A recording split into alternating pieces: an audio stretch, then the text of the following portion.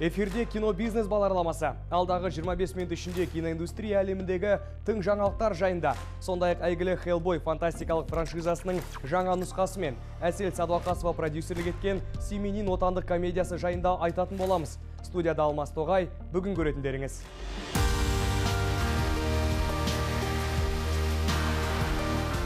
Тимур Бекмамбетов Денис Теннің жобасын экранға шығармақ. Семенин комедиясының премьерасы өтті. Кино саласына инвестиция тартатын жаңа компания ашылды. Түсірілім алаңындағы жұмыс істеу стильдері туралы кинорежиссер Әділхан Ержанов айтты.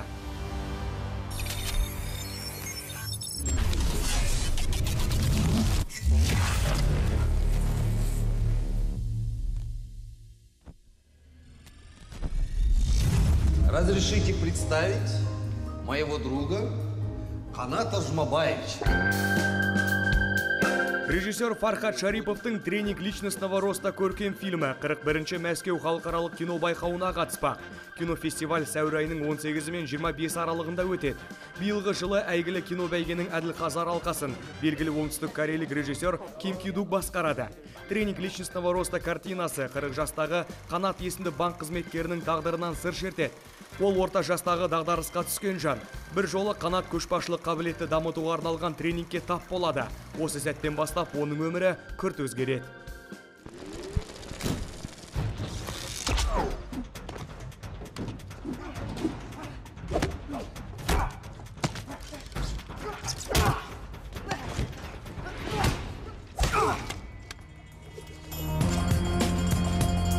Hellboy картинасының жұлдызы Дэвид Харбор тыңшы қыз Наташа Романов жайлы су жаңа «Черная вдова» лентасында басты рөлдердің бірін еншіледі. Харбордың қандай кейіпкерді сомдайтыны әзірге белгісіз, әрі сюжеттің жайы да құпия сақталып отыр. Сонымен қатар ағылшын аруы Рэйчел Вайс Marvel Studios тобымен келіссөздерді бастап кеткен екен. Актриса «Фаворитка» және «Константин» фильмдер арқылы танылған еді. Что такое? Не знаю, странное чувство.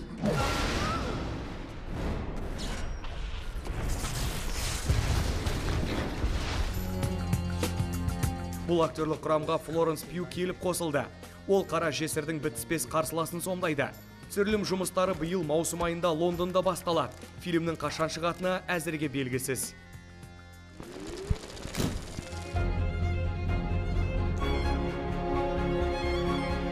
Тимур Бекмамбетовтың компаниясы Денис Теннің сценарий желісімен толық метрлі картинаның түсірілім жұмыстарына кірісті. Аталмыш сценарий Бекмамбетов студиясының арнайы байқауында іріктеуден өткен еді. «Слепая любовь» атты бұл жоба коммерциялық мақсатта емес, естелік ретінде түсірілетін туынды болмақ. Картина авторлары түпнұсқа сценарийді өзгертпестен лентаны ағылшын тілінде ұсынуға ниетті. Тимур Бекмамбетовтың сөзінше, ол Дениспен қайғылы қазаға дейін кездесіп, лентаның жұмысымен оның жарыққа шығуына қатысты сөйлесіп үлгерген екен. «Слепая любовь» жобасы жас жігітпен құлағы естімейтін қыз жайында. Екеуі ғаламтор арқылы танысады, желіде сөйлесе жүріп, бір-бірін сүйіп қалған қос ғашық енді махаббат жолында сынға түспек.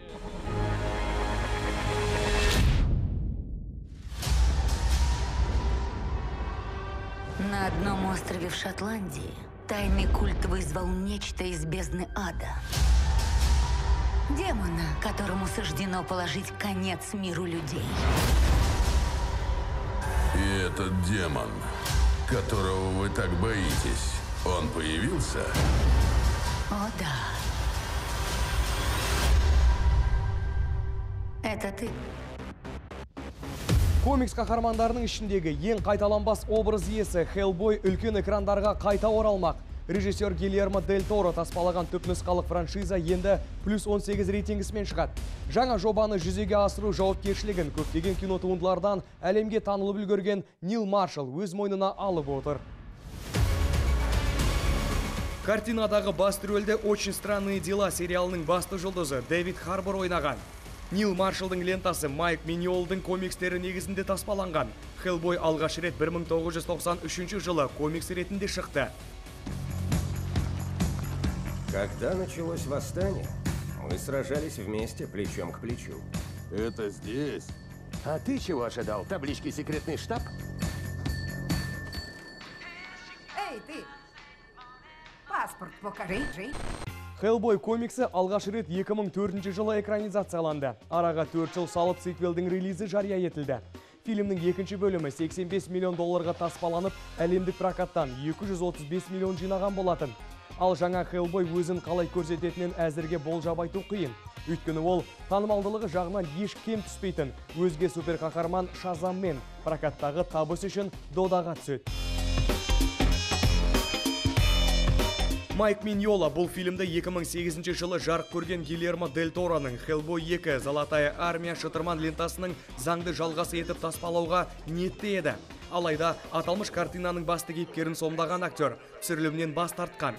Hellboy жаңа хикаясында Иэн Макшейн профессор Тревор Брутенхолм кейпіне енді. Бұл басты қаһарманның әкесінің рөлі. Ол Майк Миньолдың комикстермен қатар Гильермо Дель Тороның фильмдерінде де бой көрсеткен. Аталмыш кейіпкер тек алғашқы Hellboy жайлы лентада ғана толық таныстырылған еді. Екінші бөлімінде ол тек камео аясында ұсынылды. Фильм 2017 жылдың қыркүйек айында Ұлыбритания мен Болгария елдерінде таспаланған. Hellboy 1944 жылы Григорий Распутиннің мистикалық тәжірибесі арқасында жер бетінде пайда болатын тозақтың патшасы. Кішкентай ғана зұлым күштің иесі америкалық әскерилердің қолына түседі. Ержеткен Hellboy тылсым күштерді зерттеумен шұғылданатын құпия бюрода қызмет етіп жүреді. Ақырында ол өз күш қуатының игілігін адамзат баласын қорғауға жұмсайтын тұлғаға айналады. Нам мир не пора спасать.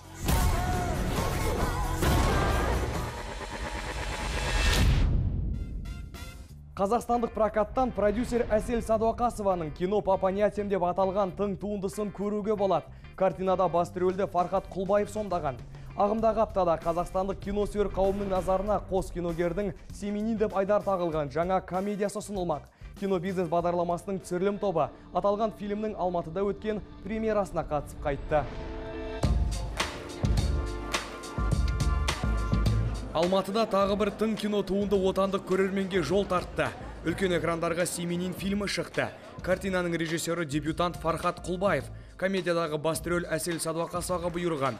Бұл жолы белгілі продюсер 40 жастағы әйелдің образын сомдайды. Картинада онымен қатар Әбу Насыр Сереков, Мариям Сатаева мен Қайрат Әділгерей ойнаған. Былтырғы жылдың желтоқсанында басталған түсірілім жұмыстары сол айда толық аяқталды.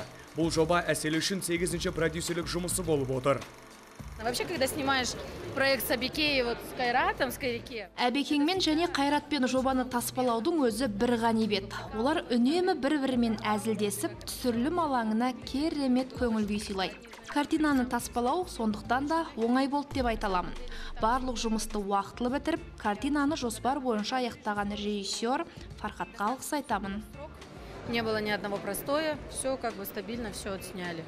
«Семенин» картинасы белшесінен қарызға батқан 45 жастағы ер адамның өмірі жайында. Қызының ұзатуына даярланып жатқанымен әкесі бұл жаңалыққа аса разы емес. Аяқ астынан отағасы жаңадан несие алудың амалын табады. Бейтаныс жан не қалайсың деп астарлап сұрағанда, ол мол ақшаға иелік етіп, алаңсыз өмір сүруді қалайтынын айтқан еді. Тілегі қабылданған кейіпкер келесі күні ұйқысынан асқан бай әрі бойдақ болып оянады. Енді оның жанұясы басқа біреуге тиесілі.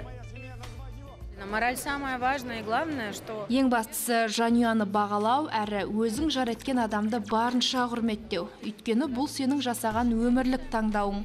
Жақсы көру дегеніміз сенің жақындарың екен. Қалған дүниенің қорқынышты еместігін ұғыну маңызды. Мойныңыз несиеге байланып, дүние астан-кестең болса да, өз үйім өлең төсегім дейтін отбасыңыз сіздің берік қамалыңыз болады. Бұл рөлді Әсел Садуақасова әйелге тан бар нәзіктік пен жұмсақтықты сала сомдаған екен. Фильмдегі шетелдік бикештің образы болса, Әлнұр Жұматаеваға бұйырыпты. Актрисаға бұл кейіпкерді ойнау өзі күтпеген жаңалық болғанын айтады. Я пришла в последний день кастинга, и я понятия не имела, что... Мен іріктеудің соңғы күні келдім. Мені не күтіп тұрғаннан мүлде бейхабар едім. Келе сала кастинг директоры француз тіліндегі мәтінді менің қолыма ұстатты. Аздап абдырап қалғаным рас. Дегенмен аздаған уақыттың ішінде даярланып, тиесілі эпизодты ойнап шықтым. Бір апта өткен соң хабарласып, рөлге бекітілгенімді айттым. Бұл менің Әселмен алғаш танысуым еді. Қуанышым тіпті қойныма сыймады. Фильм. Я так, что? Я с Әсел. Это было первое знакомство с Әсел, и я за это безумно благодарна. Режиссердің пайымынша картина тәрбиелік мәнімен ерекше. Бұл туындыны таспалау идеясы Фархатқа еліміздегі ажырасқан жанұялардың статистикасын көрген сәтте келіпті. Фильмді тамашалаған әр көрермен отбасылық құндылықтарды тереңінен танып, жанындағы жақын жандардың бағасын бұрынғыдан бетер түсінер деген сенімде картина авторы. Съемки прошли очень хорошо, очень весело. Түсірілім жұмыстары өте қызықты өтті. Біздің таспалаған туындымыз тек комедия ғана емес, керісінше комедиялық элементтері бар драма дер едім. Оның астарында құр ойын күлкіден де маңыздырақ отбасын бағалау дейтін дүние жатыр. Нежели просто юмор. Дегенмен көрерменнің қабылдауына жеңіл болу үшін фильм комедия жанрында таспаланған. Түсірілім тобы мен актерлардың айтуынша, Әбу Насыр Сериковтың әзіл қойлығы фильмді таспалау барысының өзін нағыз комедияға айналдырған. Бұл кісінің бойында сарқылмас позитив жатыр. Оған өзіне тән харизмасы мен айналасын баурап алатын күш қуатын қосыңыз. Түсірілімде жүріп, көңілсіздік дегенді мүлде ұмытасың. Бұл роль актердің жеке мансабындағы басты жобаның бірі екен. Зимой было, холодно было. 20 градус мороз. Қыстың күні 20 градус аязда костюммен түсу оңай болған жоқ. Суыққа да төздік. Барлық көрерменді тұсаукесерге шақырамын. Сәттілік, келіңіздер, көріңіздер. Приходите, отдохните. I love you, I love you. I love you. Мы покинули Солнечную систему. Связь не работает.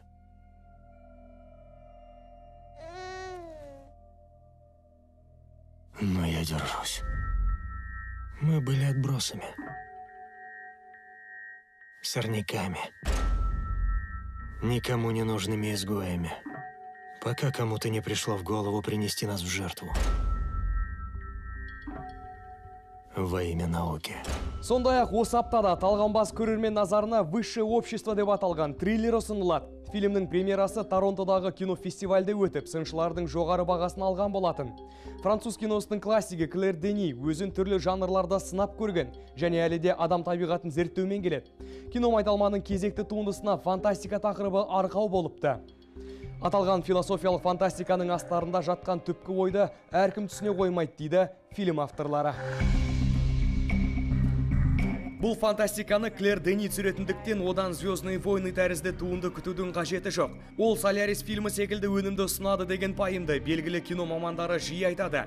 Денидің өз фильмдерінің жан дүниесін айнытпай көрсете білу шеберлігі оны жаңа биікке көтергені анық. Режиссер қапастағы адамдардың тағдырын суреттеуде алдына жан салған емес. Клэр Дени бұл жобасын 2002 жылдан бері жоспарлаған екен. Роберт Паттинсон хикаяға қызығушылық танытқанда, режиссер оны тым жас деп қабылдаған. Актер болса Денимен жұмыс істеймін деген үмітін үзбей, ақыры басты рөлді еншіледі. Я знаю, что похоже на ведьму. Ты нашла себе новую религию.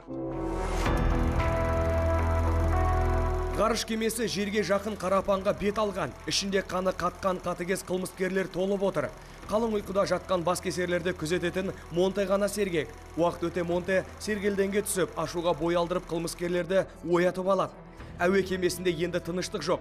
Роберт Паттинсонмен бірге фильмге Жюльет Бинош, Андре Бенджамин, Мия Гот түскен.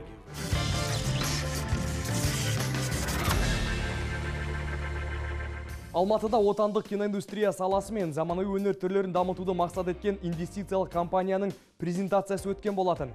Жаңа құрылған мекеме шығармашылық ұжымдар мен инвесторлардың арасында тығыз байланыс орнатып, қазақстандық кино мен шоу-бизнес өнімдерін ішкі нарыққа шығарып, әлемдік деңгейде ұсынуды көздейді екен. Қазірдің өзінде аталмыш компанияға Қазақстан, Жапония, Малайзия елдерінің кәсіпкерлері қаржылай демеушілік көрсетіп отыр.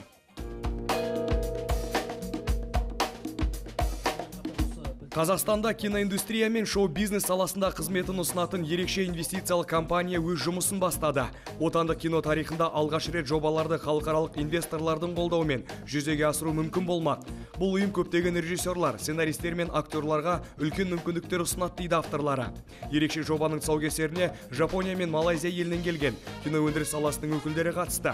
Ұйымдастырушылар келешекте шетелдік әріптестерінің қатарын арттыруды көздеп отыр. Хотели понять, как это все делается. Первый фильм. Ең алдымен қысқа метрлі картина арқылы бұл жүйенің қалай жүзеге асатынын түсінгіміз келді. Кейін толық метрлі туындылар арқылы байқап көрдік. Біздің досымыз сценарист, идея авторы, әрі қойшы режиссер Мереке Мұқан.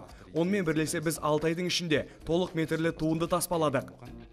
Қазіргі таңда алғашқы қысқа метрлі картина постпродакшн кезеңінен өтіп жатыр. Оны көрермендер жақын уақытта тамашалап бағасын бере алады. Компания дүниеге әкелген толық метрлі туындыны да жұрт жуық арада еліміздің үлкен экрандарынан көретін болады. Мама плюс папа атты отбасылық комедиясын аталмыш компания өкілдері өзінің тырнақ алды туындысына авалайды. Өйткені осы лентаны таспалау барысында ұжым үлкен тәжірибе жинақтаған. Основная цель была изучить рынок, кухню, как это все делать. Ең басты мақсат нарықты толық зерттеп, кино өндірістің қыр-сырымен танысу болды. Біз кино таспалау дейтін істің бел ортасында жүріп, біраз дүниені игердік, үйрендік. Киномызда көңілімізден шықты. Көрерменге ұнауы тиіс. Поучительный фильм. Думаем, что понравится аудитории. Жұмыс істеудің бұл жаңа үлгісі отандық киноиндустрия мен шоу-бизнестің дамуына жаңа серпін әкелуі тиіс. Бұл жобаның идеясын қазақстандық белгілі режиссер, кинодраматург Сатыбалды Нарымбетов толықтай қолдап отыр. Инвестициялық компанияның дүниеге келуі ел киносының сапасы артып, бәсекеге қабілетті боларына киномаман зор сенім білдірді. Чем больше киностудий, тем лучше. У молодых талант. Киностудиялардың көп болғаны өте жақсы. Жас әрі талантты киногерлер үшін таңдау көп деген сөз. Бұл есік ашылмаса, тағы бір кіретін есіктің бар екендігі тамаша дүние. Жалғыз киностудия барлығын қамтамасыз етуге мүмкіндігі жоқ. Қуанышымызға орай біздің елімізде өз жобаларын арқалап, кезегін күтіп жүрген талантты режиссерлар өте көп. Осы тектес киностудиялар оларға таптырмас мүмкіндік сыйлайды. Вот такие киностудии как раз в самый раз для них. Кинофильмдерді бюджетпен қамтамасыз етумен қатар, бұл инвестициялық компания қазақстандық картиналарды шетелдік экрандарда көрсету мүмкіндігін қарастырып отыр. Инвестицияға мұқтаж жобалардың барлығы арнайы көркемдік кеңестің қатаң іріктеуінен өтеді. Сценарийлерге жарияланған байқау алғашқы күннің өзінде 15 шақты үміткер өз идеяларын ұсынып үлгерді. Олардың ішінен 3 сценарий сұрыпталып, қазір игеріліп жатыр. Компания биыл 5 бірдей картина таспалауды жоспарлап отыр. Түсірілім жұмыстары 1 мамырда басталады деп жоспарланған.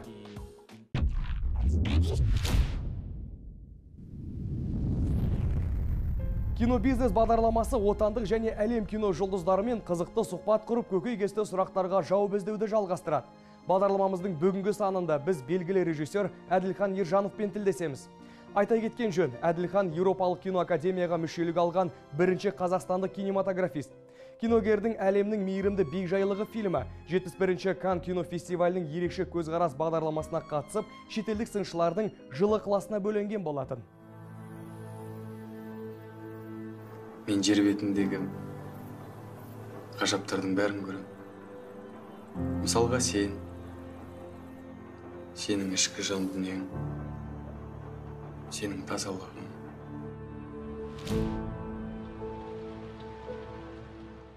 Кинобизнес бағдарламасының бүгінгі қонағы Еуропалық кино академияның мүшесі, кинорежиссер Әділхан Ержанов.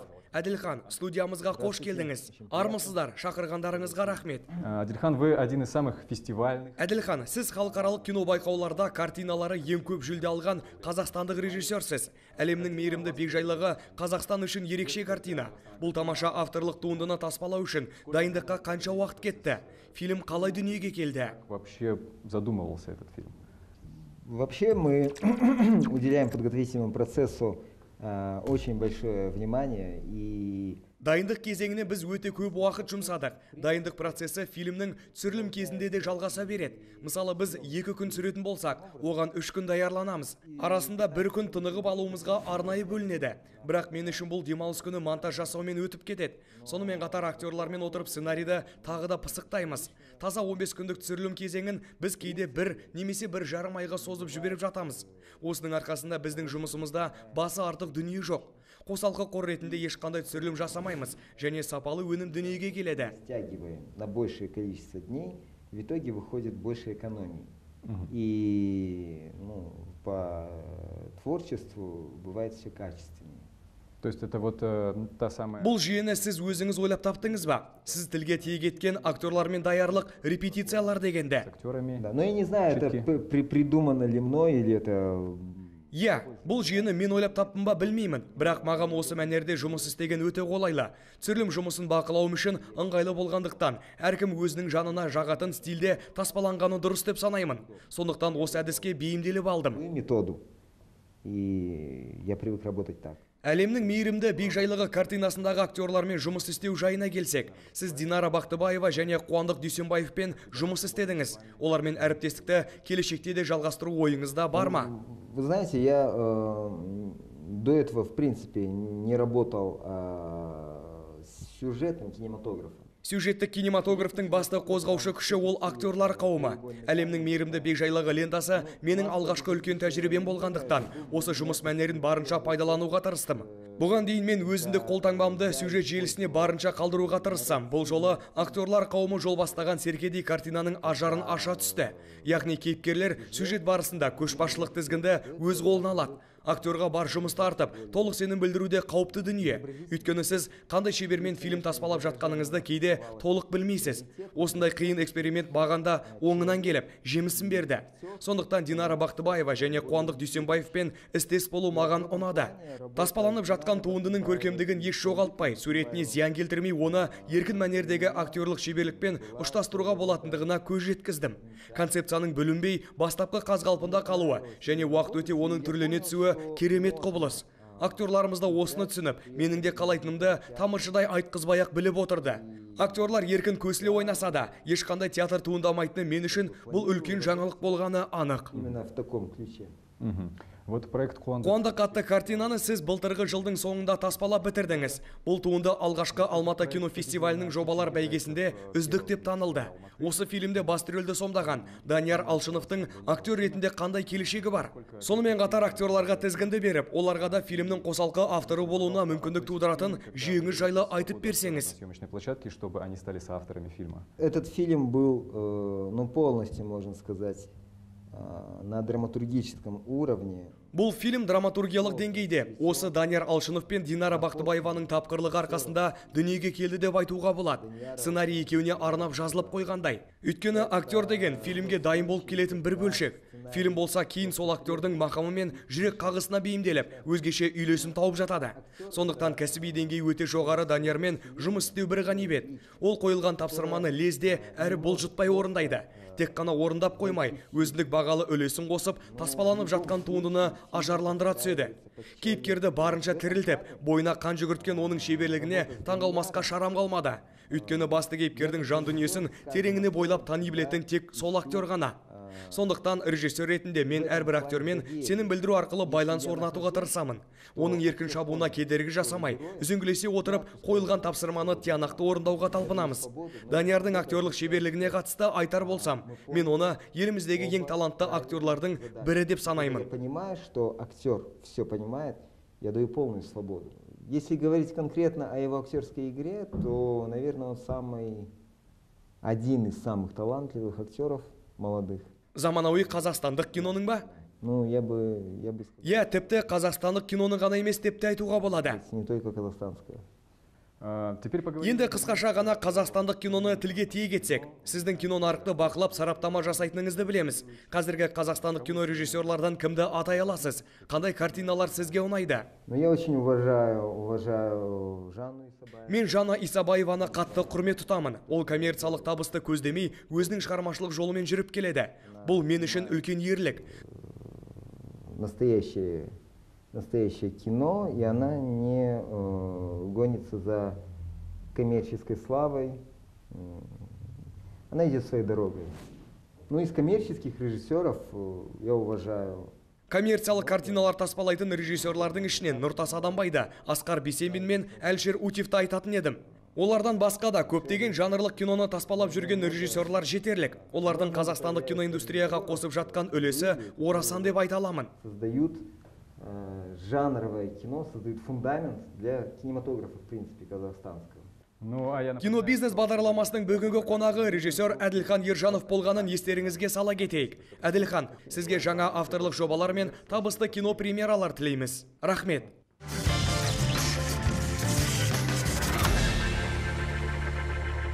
Сіздермен болған киноиндустрия саласындағы өзекті жаңалықтардың жаршысы кино бизнес бағдарламасы. Ендігі эфирде біз миллиард айдарымен жарық көрген ресейлік драмасы, проклятие плачущей хорроры мен Отель Мумбай, противостояние триллері туралы тарқатып айтамыз. Осымен бүгінге тәмам, келесі аптада кездескенше.